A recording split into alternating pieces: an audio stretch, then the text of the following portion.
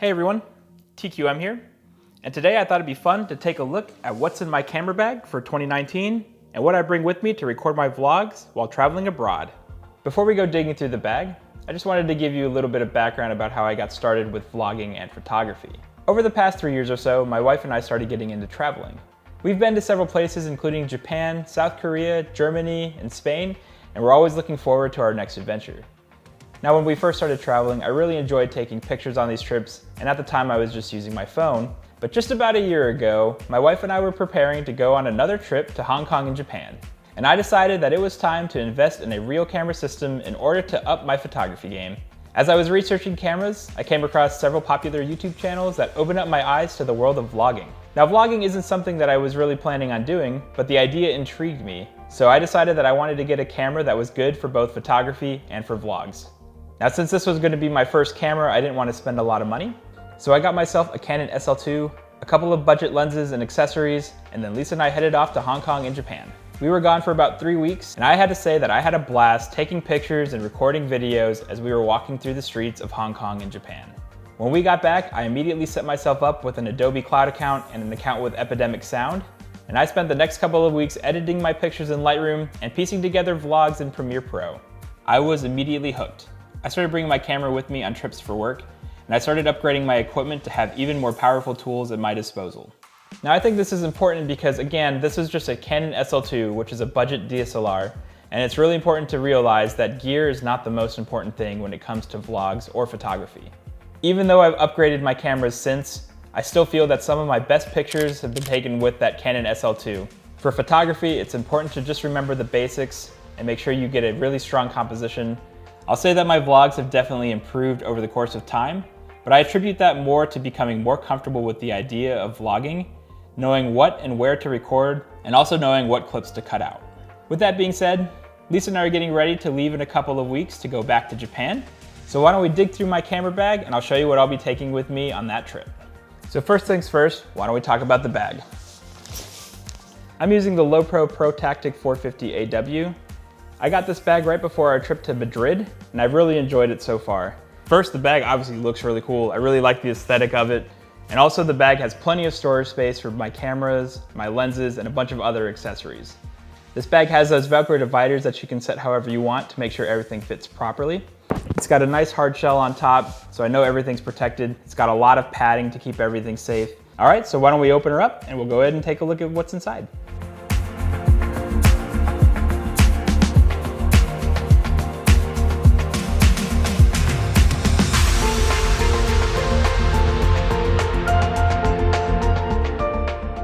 All right, so let's talk about what cameras I'm using on these trips. My primary camera is the Sony a7 III. This camera is absolutely amazing, and I love using it. As I was diving deeper into the world of photography and vlogs, I realized that I really love shooting at night. While my Canon SL2 was certainly a good camera to begin with, it definitely did not have the greatest low light capabilities, so I decided that I wanted to invest in a full frame system. At first I was leaning to getting the Canon 60 Mark II, but the specs on the Sony a7 III just couldn't be ignored. I was gonna have to get all new lenses anyway because most of my lenses for my SL2 were EFS lenses that weren't gonna work on the 60 Mark II anyway, so I was gonna be getting new lenses regardless of which camera I was getting, and I decided to jump ship and go for the Sony instead. Mounted on my a7 III most of the time, I have this Sony 24-105 f4G lens. For this focal length, I was primarily using the Sony 28-75 kit lens that came with the a7 III, and I was looking to upgrade that to the Tamron version with an f2.8 aperture, but I heard that the image quality from this lens is just a little bit better, and I like the additional flexibility of having a little bit longer reach with the maximum focal length of 105 rather than 75. So I decided to go with this lens instead. Overall, I've been very happy with this lens, and this is probably my most used lens in my kit. Now, along with this a7 III, I'm also shooting with this camera that I'm recording with now, and that's my Sony a6400. One of the biggest downsides to my a7 III is the fact that it doesn't have a front-facing screen. So when we went out on our travels, I still carried my Canon SL2 with me because it did have a front-facing screen. I would use that camera to record the sections where I'd have the camera in front of me and I would talk to the camera. The biggest downside with this though is that I would have to carry different lenses for both cameras. I didn't have an adapter to use the EFS lenses on my Sony a7 III, so I would be carrying extra lenses for a camera that I would not be using very much. So just a couple of months ago, I sold my SL2 in order to purchase this camera, the Sony a6400, because it is one of the few Sony cameras that does have a front-facing screen, and it also has a microphone input that I can use to connect my microphones to. Overall, I've really enjoyed the Sony a6400 so far. Surprisingly enough, it's much smaller even than my SL2 was, and it's a nice, light, compact package, so it's easy to carry around with when I'm vlogging. I also find that the picture quality on this camera is very nice, and unlike my SL2, this camera can record in 4K and at 120 frames per second.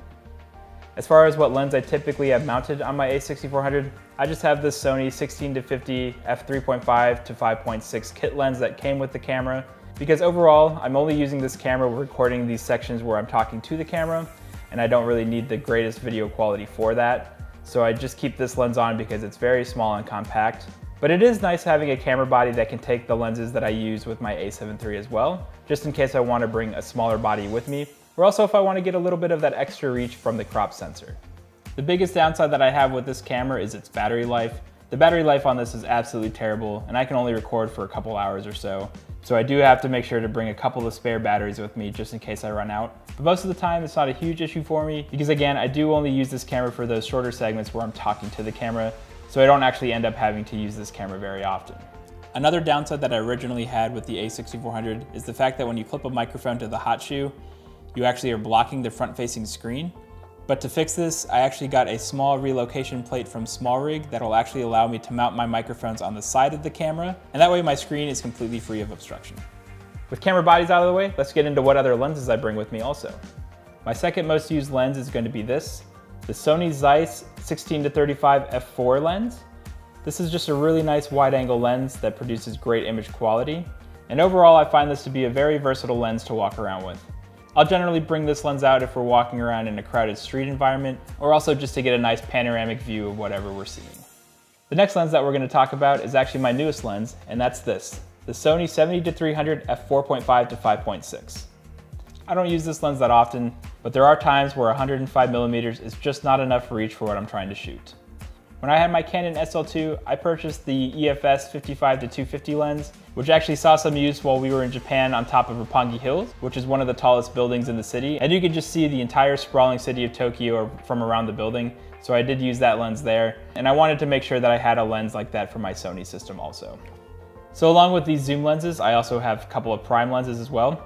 One of the first lenses that I had gotten after getting my a7 III is going to be this, the Sony 50mm f1.8 lens. This is just the nifty 50 for the Sony system. I purchased it because it was the cheapest Sony native lens that you could get. I primarily use this lens for taking portraits, and I really don't use it much outside of that.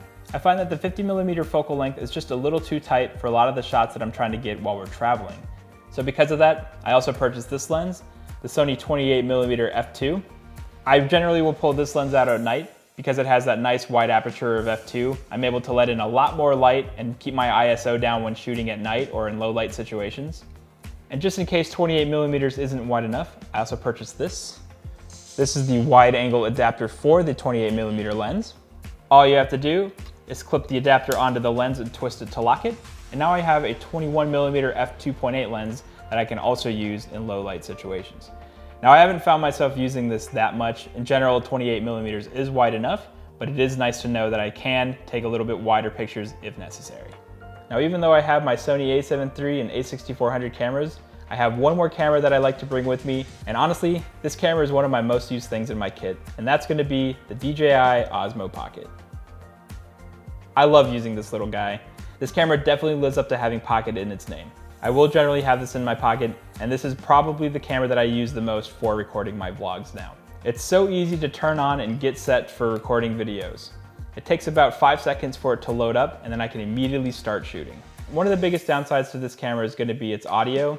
It doesn't have a built-in microphone input, so I can't use my wireless Go microphone with it, and the onboard audio is not the greatest. But in general, I'm using this camera for shots that are going to have music over it anyway, so I never really worry about the audio.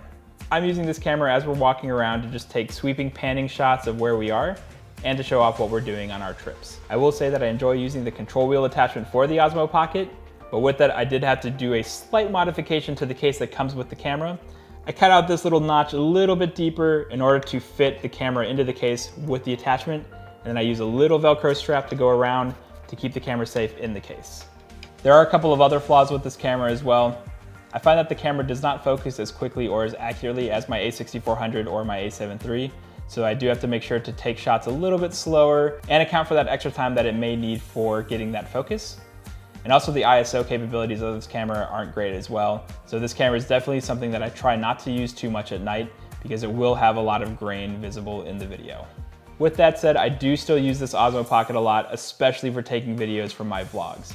I'll actually use this over my a7 III and my a6400 just because of how small it is and how easy it is to get those shots. I find myself using my a7 III primarily for photos and specialty shots. The a6400 is going to be used for the shots where I talk to the camera, and this Osmo Pocket is going to be used for all of the filler in between. Alright, so with cameras out of the way, let's get into audio next. When I first got started with vlogging with my Canon SL2, I purchased the Rode Video Micro. Now I really enjoyed using this microphone because it is small and it does still produce great audio quality. The nice thing about this microphone is that it does not have any batteries that need to be charged. In order to use this microphone, all you had to do was plug this into your microphone port of your camera, turn the camera on, and you will be immediately getting good quality audio. However, not too long ago, Rode announced that they will be releasing the system that I'm using now, the Rode Wireless Go. I actually did a little review for the Wireless Go. The link for that you can find in the description down below. And overall, I really like using this wireless microphone system. I do prefer using the Wireless Go over the Video Micro because the system is much smaller. As you can see, when you add the WinCat to the Video Micro, this microphone does add a little bit of size, and having the Wireless Go is just a little less noticeable, and it still produces great quality audio. But with that being said, I do still bring the Video Micro with me, just in case I forget to charge the batteries for my Wireless Go, or also sometimes I find that this microphone is still very useful in situations if I'm recording multiple people. I actually just recently put out a vlog where I was only using the Wireless Go, but I was also trying to record Lisa's sister talking, and the microphone just wasn't picking up her voice as much, where I feel like if I was using the Video Micro instead, I would have had to do a little bit less work getting that audio balanced out. Unfortunately, that's all the exciting stuff I have in my camera bag, but I do have a couple of other accessories that I have to carry around with me, and I'd like to go through those as well, just again so you have a full list of everything I bring with me on my travels, because some of these things are still very important. First, I have an Anker USB power port. This just lets me power up multiple devices. As I started getting more and more gear, I realized that I needed more ports in order to make sure everything is charged at the end of the day so I can have it ready to go for the next day of shooting. So this lets me power up 6 different devices in one outlet, which can be very important, especially when staying in international hotels that don't have very many power outlets for you. I also carry around an Anker battery backup as well. This I'll just keep in my bag as well in case I need to charge something while we're already out and about. The main things that I'm worried about running out of battery while we're out and about is going to be the wireless microphone that I'm using here, the DJI Osmo Pocket, and also my cell phone. I keep a little pouch that comes with the low pro bag that I'm using that keeps mostly my cables and charging ports, and also have a little rocket blower in order to make sure to keep dust off of my lenses and my cameras. I also carry around this little Manfrotto Pixie tripod. This is what I'm going to be attaching my Sony a6400 to when I'm recording in front of me. This is just a nice little thing to hold with the camera attached in order to keep it in front of me when we're walking around doing these segments where I'm talking to the camera. You may have also noticed that both my a6400 and my a7 III have anchors for these Peak Design straps. I have the Slide Light strap and also the wrist strap, both from Peak Design. In general, when we're walking around, I'll use the Slide Light with my a7 III in order to keep it attached to me at all times, rather than having to put it in and out of my camera bag.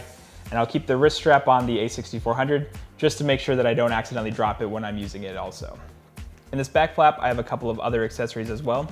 I have a portable hard drive that I bring with me in order to transfer pictures and videos to at the end of each day. That way I can make sure my memory cards still have some free space for the next day of shooting. I also have some extra Peak Design anchors and some spare batteries. I have a memory card reader to help transfer pictures from my cameras to my computer. I also have a Gobe variable ND filter that I use with my a7 III. In general, I don't use the ND filter that often because it's just not something that I'm quite comfortable with using yet. But I do want to make sure to have it on me so one, I can continue practicing and learning how to use it properly. And I also just want to make sure I have it just in case I run into a time where I do absolutely need it. And in this top slot here, I have my Microsoft Surface laptop. It's not the most powerful laptop in the world, and I generally use it primarily for transferring photos from my memory cards to my hard drive. But I will use it to edit photos if I want to push them quickly to social media, or also if I want to have a quick video turnaround time while I'm still on the road. Now I didn't show them earlier, but I also carry a couple of spare SD cards with me just in case I run out of some memory space. And I also have some third-party batteries for my cameras, just to make sure that I have enough juice to get through the day.